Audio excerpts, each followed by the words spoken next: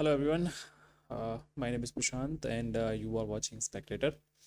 This is a very weird choice of a name for a YouTube channel, but right now, until I find something which is much more suitable to the niche of my channel, I am going to keep this particular name uh, simply because nothing else struck my head. Now the question is why I am starting this YouTube channel. One primary factor is that yes, I am anticipating monetary benefits out of this YouTube channel, so I can keep producing videos. But the primary fact is 2 days ago I was trying to sleep, and over the years I have developed a very weird habit of sleeping to documentaries. I play very boring documentaries near my pillow on my phone, and then I go to sleep. In middle of the night I wake up, I turn that video shut, and then I go to sleep again. That's how I sleep. And most of the videos that I watch are documentaries from world war, world history, political documentaries, and a significant number of the documentaries are from PBS Frontline. They produce very good documentaries. You can check them out. This is not an endorsement, just a genuine fact. They produce very well researched documentaries, so you can check them out if you're interested. But even after scrolling for half an hour, I couldn't find a single documentary, or I couldn't find a single video that I would find interesting and could help me to sleep. And anything that was coming through my feed, I had already watched it. It means that I have given YouTube a hell of a lot of business, and now this is time that YouTube pays me back. So I thought I should start a YouTube channel, and next day I woke up, I ordered a microphone, I ordered a mic arm, and I borrowed my tripod from a friend that I'm using, and I'm using my cell phone as a webcam. And I have a very functioning laptop on which I'm doing just like recording work and maybe a bit of a post processing. That will be all. And I have a secondary screen. This is the resources that I have right now to begin with, and I'm going to utilize everything that I have to make videos. What I'm going to talk about on this channel is obviously the international politics. After following politics for approximately 8 years, I think I have a bit of a grasp on the topic. I can actually have a conversation about it. So that's what I'm going to do. The conversation will include the international politics, the international diplomacy, and how things are happening across the globe. And obviously, India is a very vibrant democracy. We have elections every other day.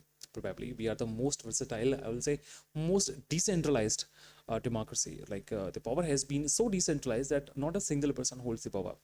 You can actually oust a prime minister, you can actually oust a president, you can oust even a gram pradhan, who has the lowest power structure in Indian democracy. So Indian democracy is pretty much decentralized. So there are elections every day. So we will be talking about these elections, and Bihar elections are around the corner. High stakes for every party. Everybody is doing their job of promoting their political parties, promoting their political agendas in Bihar, and it will be pretty much interesting to see who wins the election. So we will be keeping an eye on that. We will be reacting to memes also. Obviously, we will find memes on Twitter. That is a go-to place for good memes nowadays. And yes, we will take certain memes from Instagram also. And if you guys want to feature your memes or some reports or things that you want that I should share on my channel, please do send me on my Twitter handle. My Twitter handle is Jarasindh, SINDH. Jarasindh was already taken, so I just chose a dummy name. So yes, you can send your memes there. I'll have a look at those memes, and I will try to share in my videos. And yes, international politics is pretty much hot right now. There is a war between Russia and Ukraine that Donald Trump promised to stop on his first day in White House, that he has been prominently failed to stop, and even not just to stop, even bring a ceasefire deal. He has been a pretty much failure. But that has some consequences for everybody. I think that has consequences for Europe, that has consequences for Ukraine, even Russia. And if you just look a bit distant, if you think about the future, yes, it has consequences for India also. So that is something we should also watch out for. And yes, there is a very hot topic. We have an orange monkey on loose. He is trying to create problems for everybody. So definitely we are going to have to talk about him. Definitely he is going to be part of the conversation, probably in every video, because each and every day he's saying stuff that probably never happened. And I have a video of him in which he's saying that he talked to the Prime Minister of India, and Prime Minister of India Narendra Modi has agreed that India will stop buying oil from Russia. And next day, Ministry of External Affairs of India had to do a press conference in which the spokesperson actually said, I do not have account of a meeting or even a phone call between Prime Minister Modi and President Putin that will insinuate that India actually promised US that we will not be buying oil from Russia. It never happened. It was basically a lie. Have a look at this video and we will discuss. Because they have one pipeline that's been there for years and years and years, and they're inland. They don't have sea. They don't have. Well, India is not going to be buying Russian oil anymore, and Hungary is sort of stuck because they have one pipeline that's been there for years and years and years, and they're inland. They don't have sea. They don't have sea. And I spoke with the very great leader of Hungary, and they are, it's very hard for them to get oil. I understand it. Hungary's in a very interesting position because they can't have ports. They're surrounded by. So the choice of words that this guy has, I mean, seriously, despite being like a straight-faced liar, he uses the words. I don't think that anybody would like make a good thing out of that particular situation that he's trying to insinuate. Okay, so he straight-faced said that yes, India has promised him that India will not be buying oil from Russia anymore. That never happened.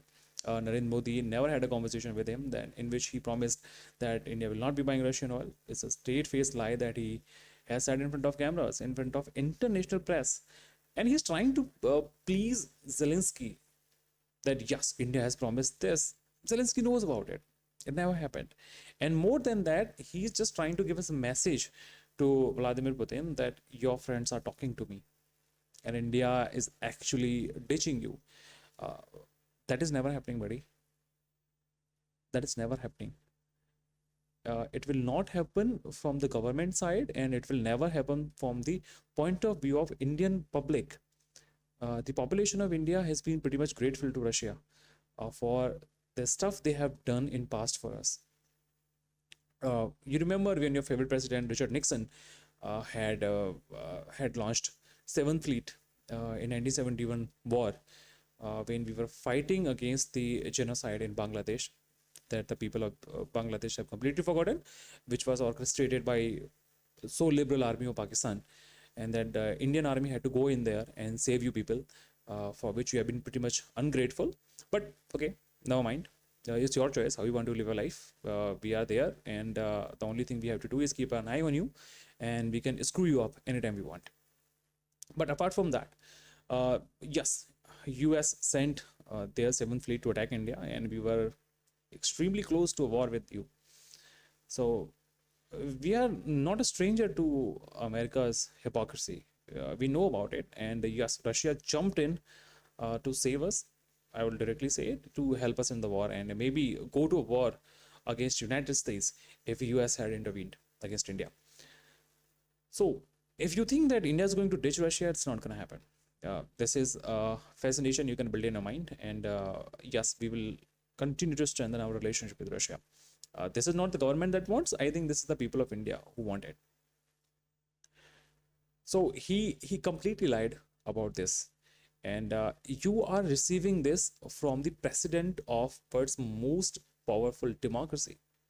I mean, US has free speech, but it doesn't mean that president should lie. He's lying in front of press.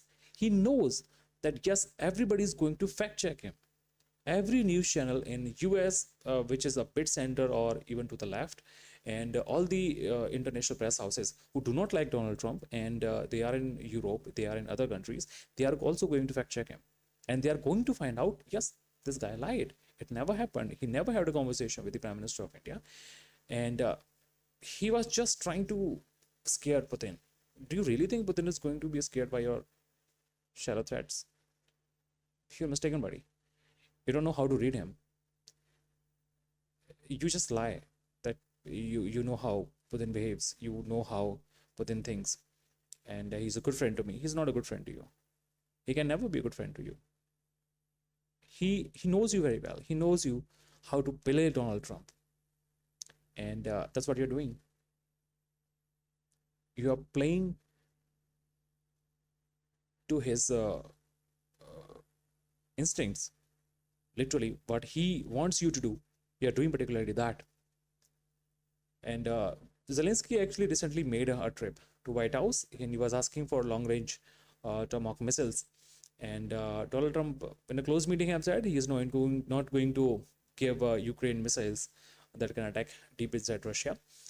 Uh, this was something which came into the public domain, that US was considering that, but US is not going to risk a war against Russia, because if US is selling weapons to Ukraine directly, and those weapons will be used inside Russia, maybe then there will be international trouble, I guess. So US doesn't want to risk that. They don't want to be directly involved in a war against Russia, even though Russia is at the biggest point in their history. But no, they are literally not going to back down. They will fight.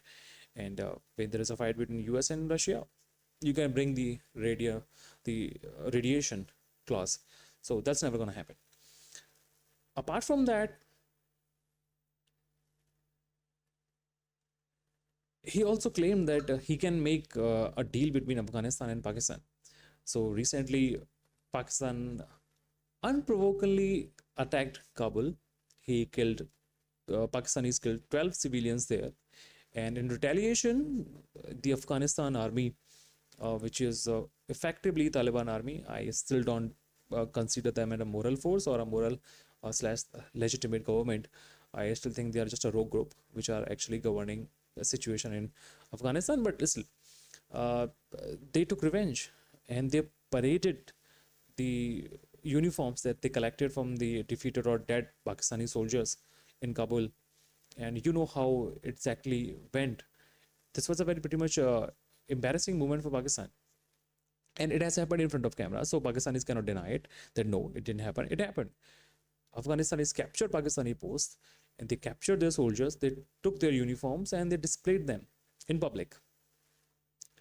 And after maybe a bit of a conversation, a ceasefire was brokered between both of the countries, Afghanistan and Pakistan. But today, again, Pakistan has breached that ceasefire, and they attacked innocent civilians, killing 12 people, 12 to 15 people, I guess, that has been reported into the news. And 3 of them were domestic cricket players. Those were outright civilians. And none of the democracies, so-called human rights councils, have condemned this attack. That how is that Pakistan can attack civilians? The Donald Trump, the president of the greatest ever country, who is trying to make the America great again, has not spoken against it. He has not even tweeted publicly that you can target civilians. There is no clause of civilian targeting for Donald Trump. Right now, he has gone completely nuts. He doesn't know what he's doing. Maybe he has put a few $1 billion into Pakistan's pocket to keep them running for a while. And their army thinks, oh my God, we are rich again. Because it's been a while. They have seen some money. They are effectively poor nowadays. So maybe Trump has put a few $1 billion or even put a few $1 million into Pakistan's pocket, and they're behaving like rich kids now. Buddy, international politics and war don't happen with just $1 million. Okay? Right now, you have got effectively a two-front situation. Inside your country, you are facing TTP on one hand, and Pakistan is facing Afghanistan slash the original Taliban on the other hand. So you have a risk of get your country into pieces. Don't play with the fire. Everybody knows you are a naughty guy. Just remain in your limits. This is gonna be pretty much better for you and your population. So don't try to play the dictator in chief in this region, because your daddy's on both your sides, on your western front and on your eastern front also.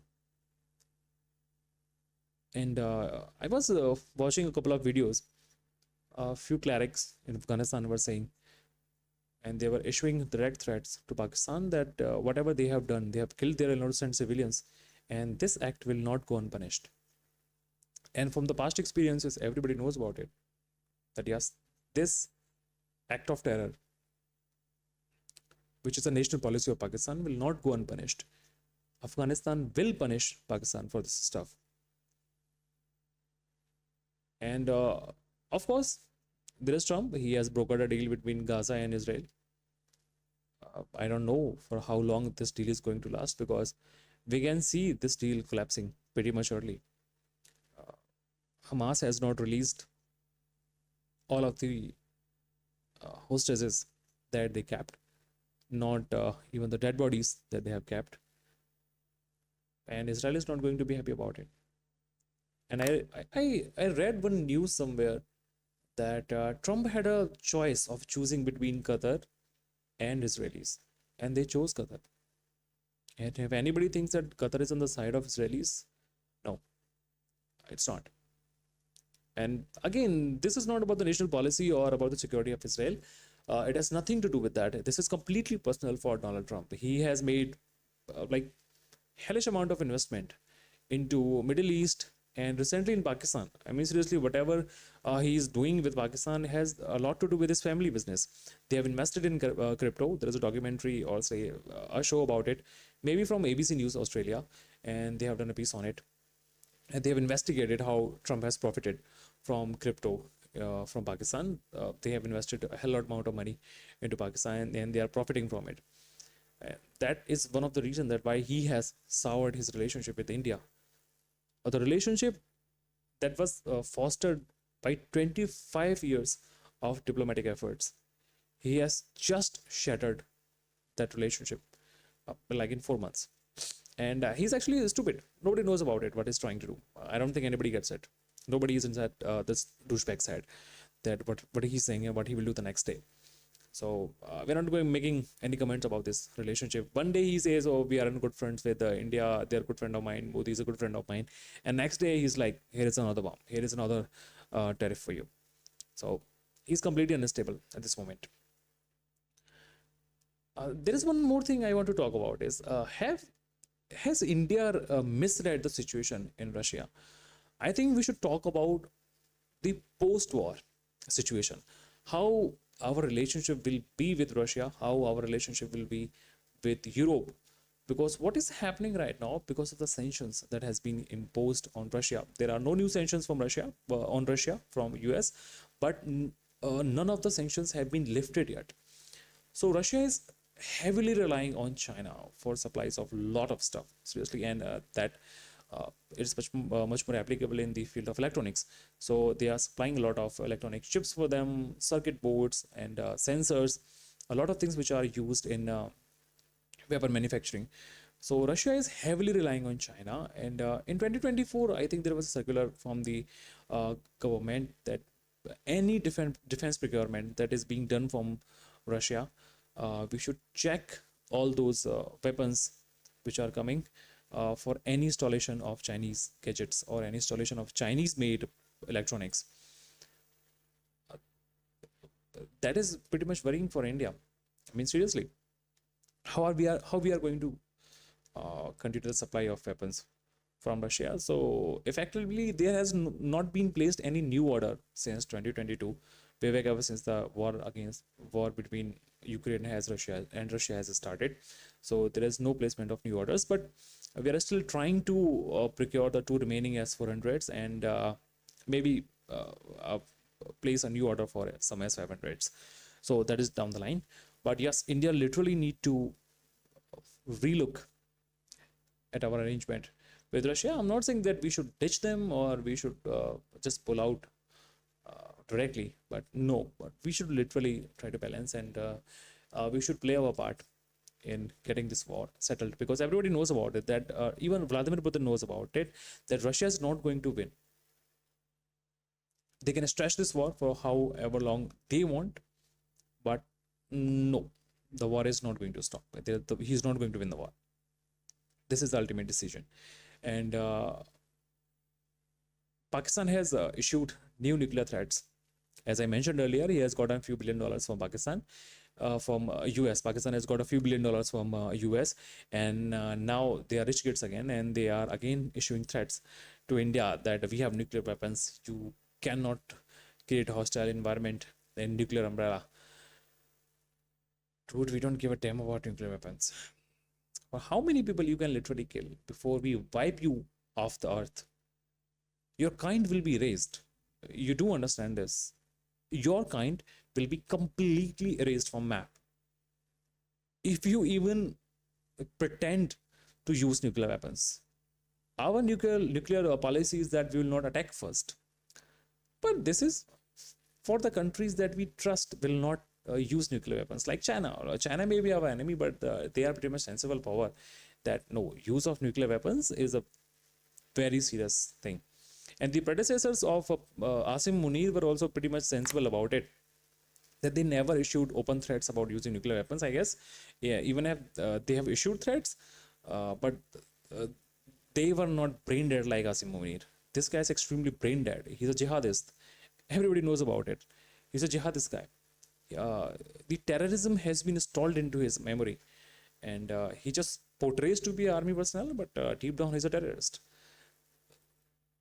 So he doesn't understand the severity of using a nuclear weapon, and if he really hates Pakistan and Pakistan's people, you are more than welcome to use one, buddy. We are not afraid. Well, after all, why do we have nuclear weapons? We have nuclear weapons for the same reason, to respond to you and to your empty threats. So shut down and behave like a civilized man. Don't do this. It's not gonna end well for you. So that's it. That's it for this particular first show. I only have this much of a content. I just wanted to introduce myself, and I just wanted to tell you what you can anticipate from the future shows. Thank you very much for watching. Thank you very much for your patience. Your comments and your recommendations, feedback is pretty much welcomed in comment section. Do subscribe to my channel, and if you want to like listen to me, and if you want to know the point of views that I have about things, so I'll see you next video. Bye bye.